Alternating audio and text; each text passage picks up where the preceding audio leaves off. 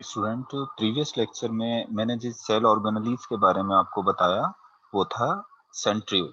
Last lecture में हमने centriole को डिटेल में डिस्कस किया था और आज हम जिस non membrane bounded cell organelle को डिस्कस करेंगे वो कौन सा है, वो बेसिकली है साइटोस्केलेटन। आज जो हम डिस्कस करेंगे जिस सेल ऑर्गेनेली को वो कौन सा है, वो है साइटोस्केलेटन। और एज यूजुअल मैं साइटोस्केलेटन की भी जो मैंने मेन पॉइंट्स लिए हैं, ये मैंने कौन सी बुक से लिए हैं, ये मैंने national book foundation and federal text book board से जो है के पॉइंट्स जो है मैं आपको क्या करूंगा, एक्सप्लेन करूंगा। आपको यहाँ सामने स्क्रीन पर नजर आ रहे होंगे ये साइटोस्केलेटन की स्ट्रक्चर। ये पेज नंबर 23 जो मैंने लिया है ये किससे है, ये फेडरल बोर्ड की बुक से है। मैं इन्हीं पॉइंट्स को जो है वन बाय वन जो है वो एक्सप्लेन करूंगा। तो चलें स्टार्ट करते हैं। साइटोस्केलेटन, एक second, just a minute, I am going to share white board with you. चलिए स्टार्ट करते हैं। साइटोस्केलेटन देखें, बेसिकली साइटोस्केलेटन।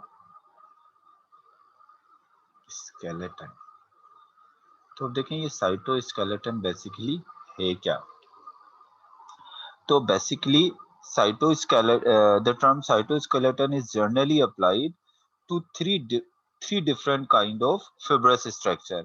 मतलब साइटोस्केलेटन बेसिकली क्या, साइटोस्केलेटन की जो टर्म है हम किसके लिए इस्तेमाल करते हैं, three different types of fibrous structure.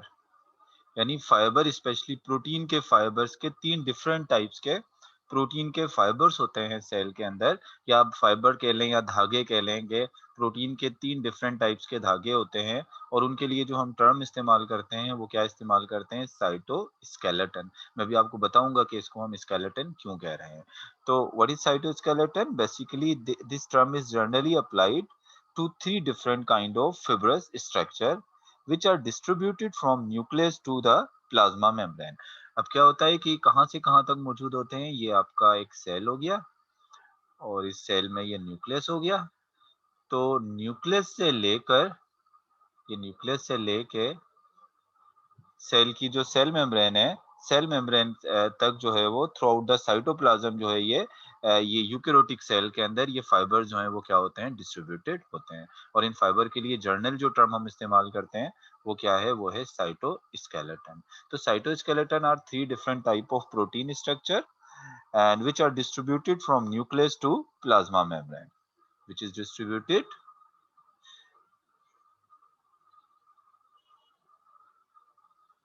from nuclear membrane to plasma membrane throughout the cytoplasm of eukaryotic cell, throughout the cytoplasm of eukaryotic cell. मतलब ये यहाँ में बात पता लगी कि साइटोस्केलेटन जो है वो सिर्फ यूकेरोटिक सेल में है, प्रोकैरियोटिक सेल में नहीं होते हैं। तो what are cytoskeleton, these are fibrous protein or these are fibrous structure which are distributed from nuclear membrane to cell membrane or from nuclear membrane to plasma membrane throughout the cytoplasm। Now, there are three different type of cytoskeleton। अब cytoskeleton की कितनी type है? There are three different types of cytoskeleton present in a cell। Cell के अंदर अगर हम cytoskeleton की बात करें तो there are three different type of cytoskeleton। तो यहाँ पर बात कर लेते हैं कि वो कौन कौन से थ्री डिफरेंट टाइप के साइटोस्केलेटन है, या तीन टाइप के वो फाइबर्स कौन कौन से वो फाइबर हैं। तो एक तो होता है माइक्रोफिलामेंट, एक को कह रहा है माइक्रोफिलामेंट, दूसरे के लिए टर्म इस्तेमाल हो रही है माइक्रो ट्यूब्यूल, और तीसरा जो साइटोस्केलेटन है थर्ड वन, उसके लिए टर्म इस्तेमाल होती है इंटरमीडिएट प्रोटीन। अब देखें, हमें पता है कि ये तीनों के तीनों फाइबर्स हैं, प्रोटीन की बनी हुई स्ट्रक्चर है, तीनों ही प्रोटीन की बनी हुई स्ट्रक्चर है। लेकिन इनमें मेन डिफरेंस क्या होता है वो थोड़ा सा देख लेते हैं। अब देखो, ये मैं बना देता हूँ, ये मैं कहता हूँ कि ये माइक्रोफिलामेंट है, इसको मैं कहता हूँ कि ये माइक्रो ट्यूब्यूल है, और इसको मैं कहता हूँ कि ये इंटरमीडिएट फिलामेंट है। अब देखो, इन सब में सबसे ज्यादा जो बारीक है, जिसका डायमीटर सबसे कम है, वो क्या है? माइक्रोफिलामेंट। सबसे ज्यादा थिन जो है वो कौन से होता है? इनमें सबसे थिन जो है वो क्या है? माइक्रोफिलामेंट है। और इनमें सबसे थिक, जिसका डायमीटर ज्यादा है, वो कौन सा है? वो है माइक्रोट्यूब्यूल। और जो इंटरमीडिएट फिलामेंट है, ये इन बिटवीन है, ये इन बिटवीन, यानी इन दोनों के दरमियान इसका डायमीटर है। बहुत ज्यादा थिक भी नहीं है और बहुत ज्यादा थिन भी नहीं है, तभी तो हम इसको इंटरमीडिएट फिलामेंट कह रहे हैं, क्योंकि इसका डायमीटर जो है वो माइक्रोट्यूब्यूल और माइक्रोफिलामेंट के इन बिटवीन होता है। तो अब तो हम लोग अब आपको जो है सबसे पहले माइक्रोफिलामेंट को डिस्कस कर लेंगे, उसके बाद माइक्रोट्यूब्यूल्स को डिस्कस कर लेते हैं, और माइक्रोट्यूब्यूल्स के बाद फिर किसको डिस्कस कर लेते हैं? इंटरमीडिएट फिलामेंट को डिस्कस कर लेते हैं। तो चलें स्टार्ट करते हैं किससे? माइक्रोफिलामेंट से, और हम उन्हीं पॉइंट्स पर फोकस करेंगे जो आपकी बुक में दिए हुए हैं। कहीं पर कुछ एक्स्ट्रा पॉइंट अगर आपको बताना पड़ा तो मैं कुछ एक्स्ट्रा पॉइंट भी आपको यहाँ पर बता दूंगा, लेकिन मेनली जो हम डिस्कस करेंगे उन्हीं पॉइंट्स पर डिस्कस करेंगे जो आपकी बुक में दिए हैं। तो स्टार्ट करते हैं माइक्रो फिलामेंट से। माइक्रो फिलामेंट्स के लिए हम एक दूसरा टर्म इस्तेमाल करते हैं, इसको हम एक्टिन फिलामेंट भी कहते हैं। माइक्रो फिलामेंट के लिए एक दूसरा टर्म क्या इस्तेमाल होता है? इसको आप एक्टिन फिलामेंट भी कह सकते हो, माइक्रो फिलामेंट को। तो माइक्रोफिलामेंट्स के कैरेक्टर देख लेते हैं। तो these are extremely thin contractile fibres. तो क्या है ये? Extremely thin contractile fibres. अब देखें, आप तीन साइटोस्केलेटन मैंने भी आपको बताए, इवन के आपसे पूछा भी जा सकता है, एमसीक्यूज में भी पूछा जा सकता है कि तीन साइटोस्केलेटन, जो 3 टाइप ऑफ साइटोस्केलेटन, उनमें सबसे थिन साइटोस्केलेटन कौन सा होता है? तो सबसे थिन जो साइटोस्केलेटन है वो कौन सा है? वो है माइक्रोफिलामेंट। माइक्रोफिलामेंट सबसे थिन साइटोस्केलेटन है। और कंट्रेक्टाइल फाइबर्स हैं, यानी ये कॉन्ट्रैक्ट हो सकते हैं, जिस तरह हम अपने कि हमारे मसल्स के अंदर भी ये होते हैं, जिस तरह आपने पढ़ा होगा हमारे मसल्स भी कॉन्ट्रैक्ट और रिलैक्स होते हैं। तो मेनली जो हमारे मसल्स कॉन्ट्रैक्ट और रिलैक्स होते हैं, तो उसमें भी जो है वो कौन हेल्प करता है? ये माइक्रोफिलामेंट। तो ये कैसे फाइबर्स हैं? ये कॉन्ट्रैक्टाइल फाइबर्स हैं। अब अगर हम इसके साइज की बात करें, तो इनका जो साइज है वो है about 7 nanometre in diameter. About 7 nanometre in diameter. Length तो इसकी बहुत ज्यादा वेरिएबल होती है, लेकिन अगर इसके डायमीटर की बात करें, जिस तरह से मैं अगर कहता हूं कि मैंने यहाँ पर ये एक बना दिया माइक्रोफिलामेंट, ये मैंने क्या ड्रा किया है? अगर ये ड्रा कर दिया है एक माइक्रोफिलामेंट, तो इस माइक्रोफिलामेंट का मैं यहाँ डायामीटर अगर देखूंगा, इसकी जो है थिकनेस देखूंगा, तो इसकी थिकनेस कितनी है? 7 नैनोमीटर इसकी क्या है? इसकी थिकनेस है। तो it is about 7 nanometre in diameter. अब अगर इसकी कंपोजिशन देखें, ये किस चीज का बना हुआ होता है? अब इसकी कंपोजिशन की बात कर लेते हैं कि ये किस चीज से, इसकी कंपोजिशन में कौन कौन से प्रोटीन इन्वॉल्व हैं। इसकी अगर कंपोजिशन की बात करें, तो कंपोजिशन में it consist of 4 twisted chain. Consist of 4 twisted chain. In 4 twisted chain के अंदर जो 2 चेन होती हैं उनको एक्टिन कहते हैं। इसमें से 2 चेन जो हैं उनको कहते हैं एफ एक्टिन, और जो बाकी जो 2 चेन होती हैं उन चेन को हम कहते हैं, बाकी जो 2 चेन हैं उन 2 चेन्स को हम कहते हैं ट्रोपोमायोसिन। ट्रोपोमायोसिन। तो ये प्रोटीन की 4 चेन से मिलकर बनी हुई है। अब इधर देखें, मैं ये 4 चेन यहाँ पर इस तरह से शो कर देता हूँ। ये देखें, ये मैं सबसे पहले 2 चेन बना देता हूँ मैं किसकी? एफ एक्टिन की। ये एफ एक्टिन की एक चेन हो गई,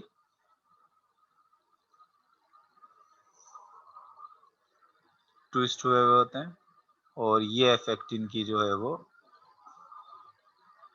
दूसरी चेन हो गई। तो आप देखेंगे एफ एक्टिन की कितनी चेन हो गई, इसमें 2 चेन हो गई। ये रेड कलर की जो एफ एक्टिन, असल में ये पूरा ये जो फाइबर है इसको हम कह रहे हैं एफ एक्टिन। इसका जो एक यूनिट है इसको हम जी एक्टिन कहेंगे। ये जो है ना जी, ये जो एक्टिन है इनको हम कहेंगे जी एक्टिन। और बहुत सारे जी एक्टिन जब मिल जाते हैं ऐसे, पॉलीमराइजेशन इनकी ऐसे हो गई है, जब ये मिल गए तो इनके मिलने से ये जो फाइबर बना है इसको हम कह रहे हैं एफ एक्टिन। तो यहाँ पर एफ एक्टिन की आपको कितनी चेन नजर आ रही है? यहाँ पर एफ एक्टिन की आपको 2 चेन नजर आ रही है। ये 2 चेन एफ एक्टिन की होगी। इसके अलावा इन एफ एक्टिन के ऊपर ही यहाँ पर, चलें इसको येलो कलर से शो कर देता हूँ। एफ एक्टिन के ऊपर 2 चेन होती हैं किसकी? 2 चेन एफ एक्टिन के ऊपर मौजूद होती हैं ट्रोपोमायोसिन की। आप देखें ये जो 2 चेन है, ये येलो कलर की जो मैं शो कर रहा हूँ, ये किसकी हैं? ये ट्रोपोमायोसिन की। तो अब आप देख लें ये एक माइक्रोफिलामेंट है, और इस माइक्रोफिलामेंट की जो कंपोजिशन है इसमें 2 चेन हो गई एफ एक्टिन की, और 2 चेन किसकी हो गई? ट्रोपोमायोसिन की। तो इसमें इसकी जो बेस में जो चेन होती है वो बेस में जो प्रोटीन होता है वो एक्टिन होता है। तो तभी तो हम माइक्रोफिलामेंट को क्या कहते हैं? एक्टिन फिलामेंट भी कहते हैं। तो इसकी कंपोजिशन में मेनली 2 चेन हो गई एफ एक्टिन की, और 2 चेन किसकी हो गई? 2 चेन हो गई ट्रोपोमायोसिन की। अच्छा, इसके साथ एक और भी प्रोटीन यहाँ पर अटैच होता है, स्पेशली सेकंड ईयर के स्टूडेंट जिन स्टूडेंट ने कंट्रैक्शन ऑफ मसल्स पढ़ा हुआ है, वो उनको रिकॉल होगी ये चीज कि यहाँ पर एक तीसरा भी जो है वो प्रोटीन मौजूद होता है, जिसको हम कहते हैं troponin, triplet of troponin. Triplet of troponin भी यहाँ पर अटैच होता है। इसको ट्रिपलेट क्यों कह रहे हैं? इसको हम मसल कंट्रैक्शन में डिस्कस करेंगे, लेकिन अब आप ऐसे दे समझने कि यहाँ पर ट्रिपलेट ऑफ ट्रोपोनिन भी यहाँ पर अटैच है, यानी एक तीसरा प्रोटीन भी, एक तीसरा टाइप भी प्रोटीन का यहाँ पर मौजूद होता है, जिसको हम क्या कह रहे हैं? जिसको हम कह रहे हैं ट्रिपलेट ट्रोपोनिन। तीनों को मैंने डिफरेंट कलर से शो कर दिया है, आपको समझ में आ जाना चाहिए कि यहाँ पर मैंने एक्टिन को रेड कलर से शो, एफ एक्टिन को मैंने रेड कलर से शो कर दिया है, ट्रोपोमायोसिन को मैंने येलो कलर से शो कर दिया है, और ट्रिपलेट ट्रोपोनिन जो है वो ट्रिपलेट ट्रोपोनिन को जो है मैंने शो कर दिया है पिंक कलर से। तो basically you can say that microfilament is made up of three different type of protein. What are these different type of protein? This one is actin protein, and tropomyosin protein, and troponin protein. Upper two protein are in the form of chain, while troponin is not in the form of chain. तो ये तो बात हो गई किसकी? It was all about the composition of microfilament. ये हमने microfilament के कंपोजिशन की बात कर ली। अब आ जाते हैं माइक्रोफिलामेंट के फंक्शन की तरफ, के माइक्रोफिलामेंट जो है वो काम क्या करता है बेसिकली। Functions of microfilament. अब हम माइक्रोफिलामेंट के जो है वो फंक्शन की तरफ आ जाते हैं कि माइक्रोफिलामेंट एक सेल में इसके फंक्शन क्या होते हैं, ये काम क्या करता है। तो माइक्रोफिलामेंट के अगर हम फंक्शन की बात करें, they form myofibril in muscles. सबसे पहले तो हमारे मसल्स में क्या बनाते हैं? They form myofibril in muscles. हमारे मसल्स के अंदर जो मायोफिब्रिल होते हैं, पैरेलल थ्रेड लाइक स्ट्रक्चर जो हमारे मसल सेल में मौजूद होती है, जो बेसिकली कॉन्ट्रैक्ट और रिलैक्स होते हैं। तो मायोफिब्रिल जो होते हैं हमारे मसल्स के, जो हेल्प करते हैं मसल को कॉन्ट्रैक्ट होने में। तो मायोफिब्रिल किस चीज के बने होते हैं? Basically myofibril are made up of microfilament. और where these myofibril are found? They are found in muscles, और ये मसल्स की कंट्रैक्शन एंड रिलैक्शन में इन्वॉल्व होते हैं। तो it means they involve in contraction and relaxation of muscles। तो एक तो काम ये हो गया इनका कि मसल्स को कॉन्ट्रैक्ट और रिलैक्स होने में हेल्प करते हैं। इसके अलावा they perform cyclosis as well, perform cyclosis, आपकी बुक में दो ही फंक्शन दिए हैं इसके, दे परफॉर्म साइक्लोसिस, ये साइक्लोसिस का फंक्शन भी जो है वो परफॉर्म करते हैं। साइक्लोसिस क्या होती है, हमने पढ़ा हुआ है कि सेल के अंदर साइटोप्लाज्मिक की जो स्ट्रीमिंग मूवमेंट होती है, साइटोप्लाज्म जो कंटिन्यू मूव करता है सेल में, इसकी मूवमेंट को हम क्या कहते हैं, इसको हम साइक्लोसिस कहते हैं।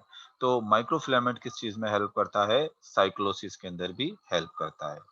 जबकि सिंध बोर्ड की बुक में इसका एक और फंक्शन दिया हुआ है, एनिमल सेल के अंदर साइटोकाइनेसिस में भी हेल्प करता है। ये माइक्रोफिलामेंट एनिमल सेल में किस चीज में हेल्प करता है, साइटोकाइनेसिस के अंदर। साइटोकाइनेसिस क्या है, जब एक सेल में न्यूक्लियस डिवाइड होता है तो इसको हम कहते हैं कैरियोकाइनेसिस, लेकिन उसके बाद फिर साइटोकाइनेसिस होती है, साइटोप्लाज्म डिवाइड होता है। तो साइटोप्लाज्म कैसे डिवाइड होता है, कुछ कॉन्ट्रैक्टाइल प्रोटीन होते हैं माइक्रोफिलामेंट, जो के सेल मेम्ब्रेन को, सेल की जो सेल मेम्ब्रेन होती है उसको अंदर की तरफ क्या करते हैं, स्ट्रेच करते हैं, ऐसे अंदर की तरफ स्ट्रेच करते हैं, और इस सेल को फिर कितने में डिवाइड कर देते हैं, दो में, इस तरह से।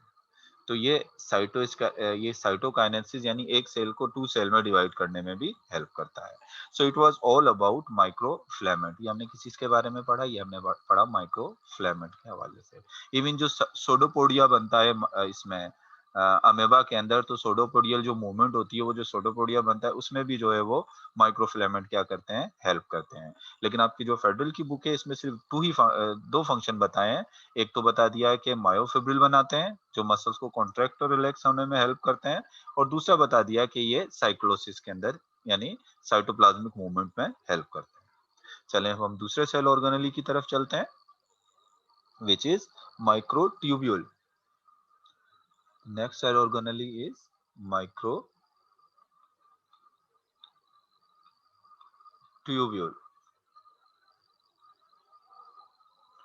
तो microtubule are small hollow slender, they are small hollow slender।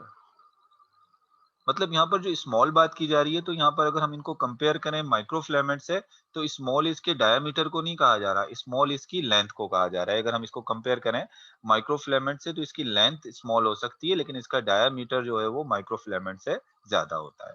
अब आप इधर देखें, ये मैं इसको ऐसे बना देता हूँ, ये स्मॉल होता है और बीच में से ये खाली होता है इसका, तो इस वजह से इसको हम क्या कह रहे हैं, हॉलो।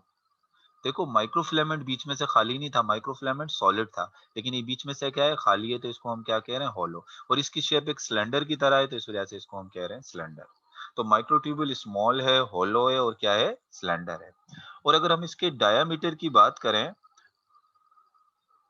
तो इसका डायामीटर है, इस डायामीटर इज अबाउट 25। अगर हम इसके साइज की बात करें, तो इसके साइज में इसका डायामीटर है 25 नैनोमीटर, इसका क्या है, डायामीटर है। मतलब इसकी चौड़ाई यहाँ से यहाँ तक ये 25 नैनोमीटर है। जबकि हम इसकी बात करें, अगर इसके, ये तो डायमीटर हो गया, अगर हम इसके लेंथ की बात करें, तो इसकी लेंथ 0.2 से लेके 25 माइक्रोमीटर, मतलब इसकी लेंथ छोटी, इतनी ज्यादा नहीं होती। इसमें क्या होता है, ये इसकी लेंथ है, यानी यहाँ पर अगर आप इसकी लेंथ की बात करोगे, तो 0.5 से 0.2 से लेके 25 माइक्रोमीटर इसकी क्या हो सकती है, इसकी लेंथ हो सकती है। तो ये तो बात हो गई इसके लेंथ की, इसके साइज की। इसके बाद देख लेते हैं कि ये किस चीज से बने हुए होते हैं। अब हम इसकी कॉम्पोजिशन देख लेते हैं कि इसकी कॉम्पोजिशन क्या है। तो कॉम्पोजिशन की अगर बात करें, कॉम्पोजिशन इसकी, तो ये जिस प्रोटीन के बने हुए होते हैं, they are made up of tubulin protein, tubulin protein, they are made up of tubulin protein, each tubulin is dimer। और एक और बात कह रहा है कि ट्यूबुलिन प्रोटीन के हवाले से एक बात कह रहा है कि each tubulin protein is dimer।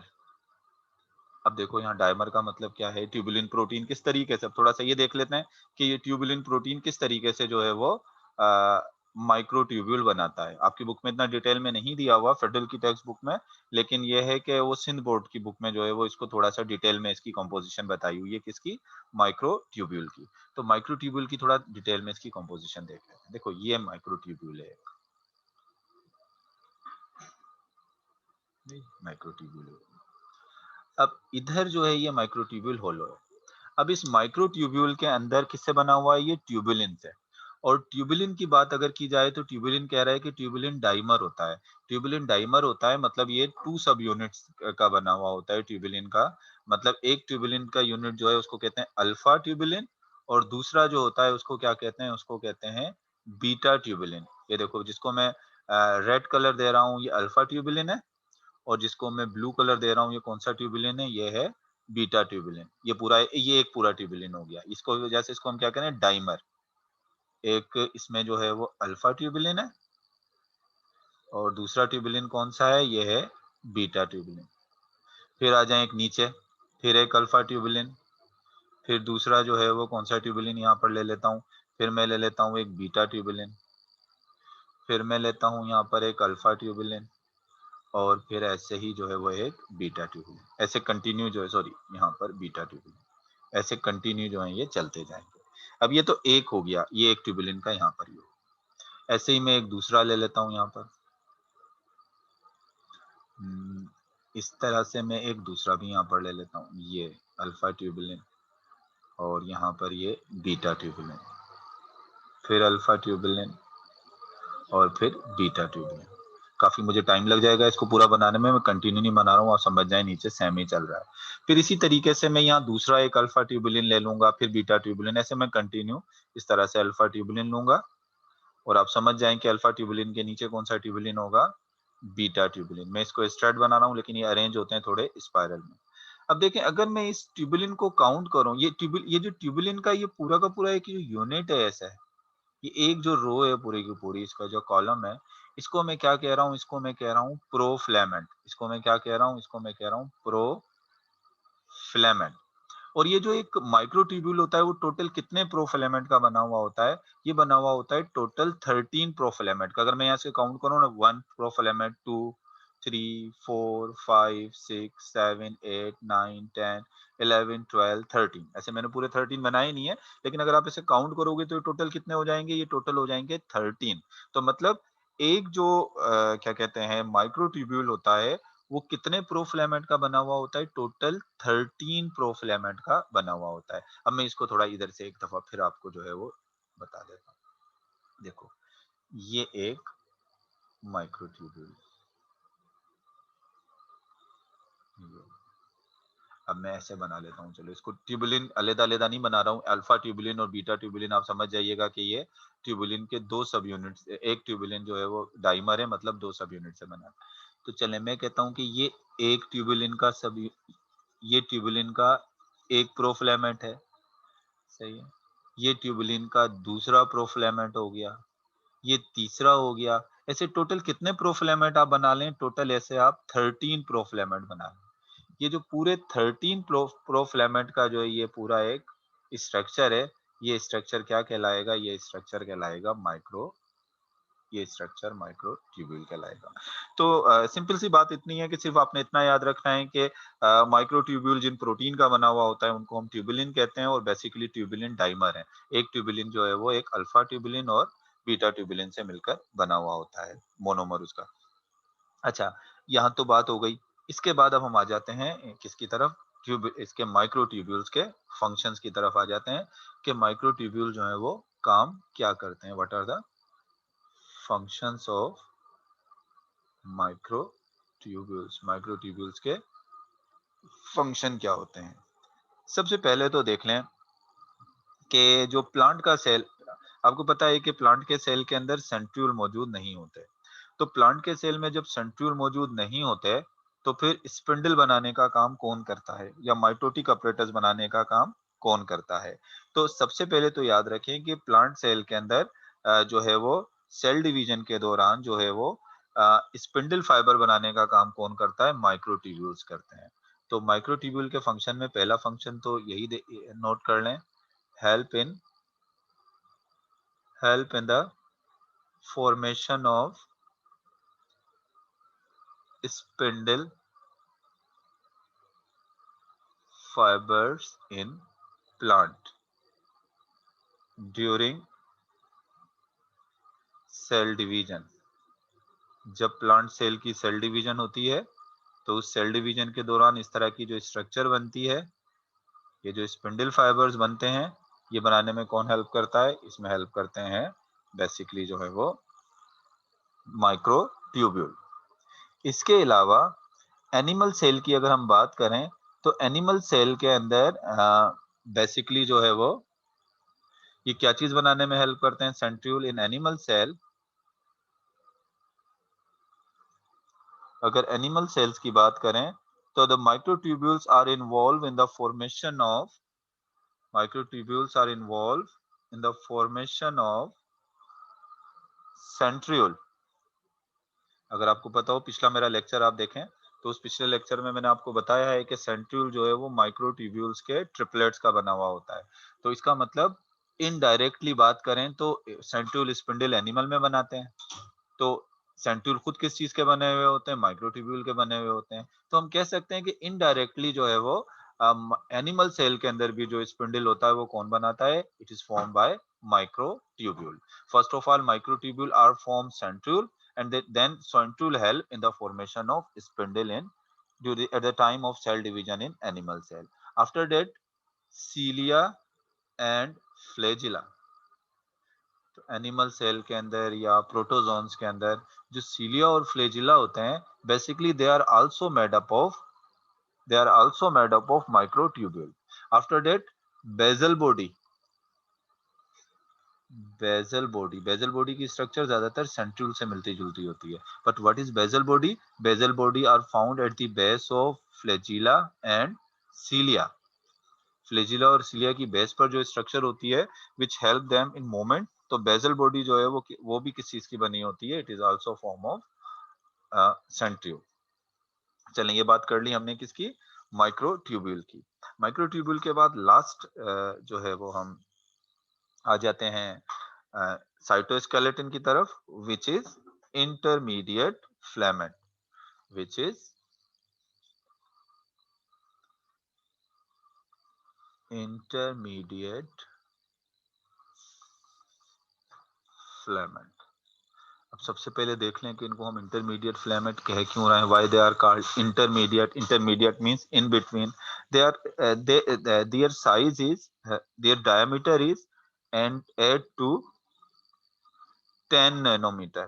They are 8 to 10 nanometer in diameter, and this diameter is intermediate in size between actin filament, means in between microfilament and microtubule। मतलब इनका ये जो साइज है ये इंटरमीडिएट है किसके? माइक्रोट्यूब्यूल और माइक्रोफिलामेंट के। ना ये माइक्रोफिलामेंट जैसे थिन है और ना ही ये माइक्रोट्यूब्यूल जैसे थिक हैं। इनका साइज इन दोनों के दरमियान में आता है। That's why they are called intermediate filament. यही वजह है कि हम इसको क्या कहते हैं? इसको इंटरमीडिएट फिलामेंट कहते हैं। आपसे ये रीजनेबल क्वेश्चन भी पूछा जा सकता है कि why intermediate filament are named so, because their size is intermediate between microtubule and microfilament. अब हम देख लेते हैं कि ये किन कौन से प्रोटीन्स के बने हुए होते हैं। इसकी अगर हम कॉम्पोजिशन की बात करें तो इनकी कंपोजिशन में कौन से टाइप के प्रोटीन इन्वॉल्व होते हैं? वैसे तो इसकी कंपोजिशन में डिफरेंट टाइप्स के प्रोटीन होते हैं, कैरेटिन भी हो सकता है और भी डिफरेंट टाइप के प्रोटीन है। लेकिन जो बेसिक प्रोटीन सब यूनिट है, इनका जो बेसिक प्रोटीन सब यूनिट है जो एनिमल सेल में हर सेल में पाया जाता है, बेसिक प्रोटीन यूनिट, वो है वेमेटिन। वेमेंटिन वेमेंटिन एक प्रोटीन है जिसके ये बने हुए होते हैं। The Vimentin subunit are also formed chain by linear arrangement. इसमें भी जो है वो लीनियर अरेंजमेंट में विमेंटिन प्रोटीन जो होते हैं वो भी क्या होता है? वो उनकी भी जो है वो इसमें बाकायदा चेन होती है। ऐसे विमेंटिन प्रोटीन लीनियर में जो है ना वो ऐसे क्या होते हैं? अरेंज होते हैं। इसके अलावा each intermediate protein is composed of 3 chain of vimentin. यानी विमेंटिन की कितनी चेन होती है? 3। This is 1, this one is second chain and this one is third chain। तो 3 चैन है। तो विमेंटिन प्रोटीन की कितनी चैन हो गई? 3 chain of विमेंटन प्रोटीन। अगर माइक्रोट्यूब्यूल की बात माइक्रोफिलामेंट की बात करें तो उसमें 4 चेन थी। माइक्रोट्यूब्यूल्स की बात करें तो उसमें जो ट्यूबुलिन प्रोटीन था उसके टोटल 13 प्रोफिलामेंट थे। और अगर इंटरमीडिएट फिलामेंट की बात कर रहे हो तो इसमें कितनी विमेंटिन की चेन है? विमेंटिन की जो है वो टोटल जो है वो 3 चेन है, लीनियर फॉर्म में जो है वो अरेंज होती है। अच्छा, इसके बाद जो है वो और which are twisted about each other in such a way that no hollow space is left between them। यानी 3 जो ये चैन है ये आपस में इस तरह से ट्विस्टेड होती हैं, ये आपस में इस तरह से ट्विस्टेड हो जाएंगी कि इनके बीच में कोई होलो स्पेस नहीं रहेगा। जैसे आपको माइक्रोट्यूब्यूल के बीच में होलो स्पेस नजर आ रहा था ना, ये इस तरह से ट्विस्ट होंगी, इस तरह से एक दूसरे में जो है लिपटेंगी कि बीच में कोई खाली स्पेस नहीं रहेगा।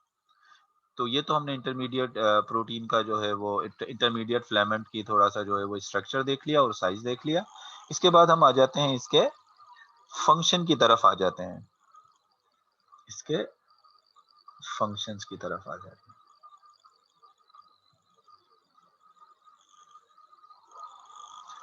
So they usually form a network in cytoplasm which provide mechanical support to nuclear envelope and plasma membrane। तो इसका मेन जो फंक्शन है वो मैकेनिकल सपोर्ट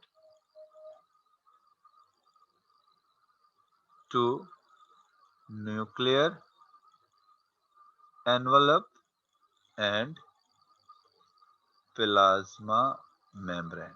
आपको पता है कि एनिमल सेल के अंदर, स्पेशली एनिमल जो सेल होता है उसमें सेल वॉल तो होती नहीं है, तो फिर उनको मैकेनिकल सपोर्ट कौन देगा? तो एनिमल सेल के अंदर जिस तरह ये सेल मेम्ब्रेन है, इस सेल मेम्ब्रेन की जो शेप को मेंटेन किया हुआ होता है, इसको मैकेनिकल एक सपोर्ट दी हुई होती है। वो किसने दी हुई होती है सपोर्ट? वो दी होती है इंटरमीडिएट फिलामेंट में। यहाँ नीचे की तरफ क्या मौजूद है? यहाँ ये इंटरमीडिएट फिलामेंट मौजूद होते हैं, किसके?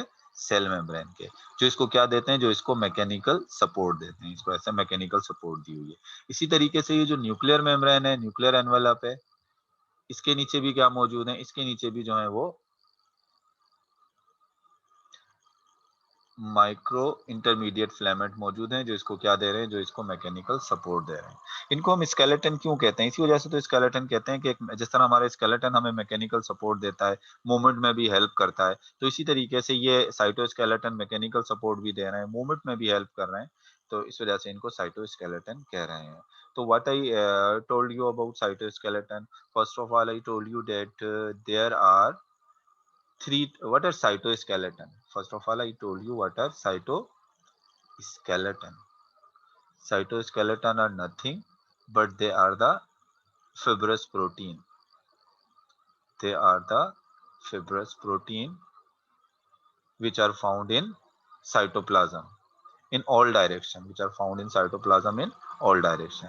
And these cytoskeleton are of 3 types, or you can say that these fibrous protein are of 3 types. What are the name of these 3 type of cytoskeleton? One is microfilament, other one is microtubule, and third one is intermediate filament. So microfilament are very thin, and they have a diameter of about 7 nanometer. And when we compare this microtubule with this microfilament, so they are thick. They are thick in diameter. They are thick in diameter, and their diameter is about 25 nanometer.